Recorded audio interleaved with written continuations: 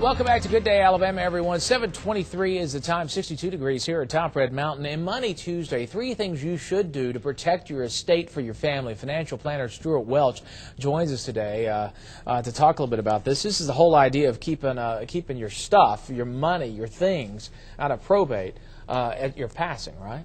It is. So there's, normally when you die, your stuff goes through a process called probate. And probate can be a pretty time-consuming process. It takes 6 to 12 months. Can be fairly expensive. Alabama happens to be a relatively low probate cost state. There's some states that are very, very high.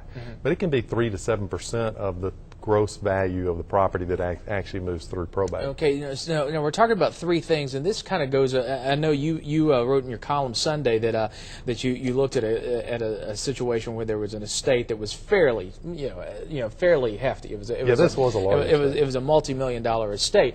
This factors into people who middle class on up. Any household. If you got a house, if you got any kind of holdings at all, you need to keep these things in mind, right? You do. So particularly if you own property in more than one state. So a lot of people around here own property either in the mountains of North Carolina or in Florida. They'll own maybe a beach home. So particularly if there's property in more than one state, then you face probate in multiple states, which can get expensive. Okay, let's first, number one thing you say, create a revocable living trust. So revocable living trust is a revocable living trust, meaning you create it during your lifetime. And what you do is you create this trust and you move the title of all your assets into the name of the trust.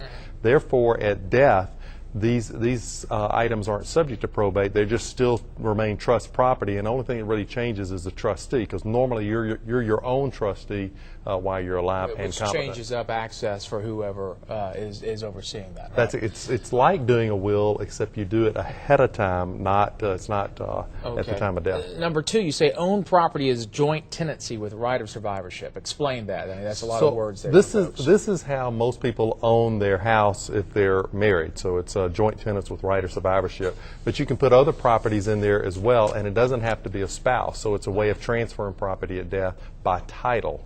And this one should be an obvious one, but still people forget about it. You said name beneficiaries to your retirement accounts, your bank accounts, and your life insurance. Make sure those parts of that paperwork is filled out, right? Yep, you do. You want to make sure that, for example, a lot of people don't do that with bank accounts, and there's called a payable on death clause or a designation that you can use there and transfer that as well. All right, Stewart, it's always good to see you. Thanks so much. Thanks, Rick. Let's go over to Mickey once again. Take a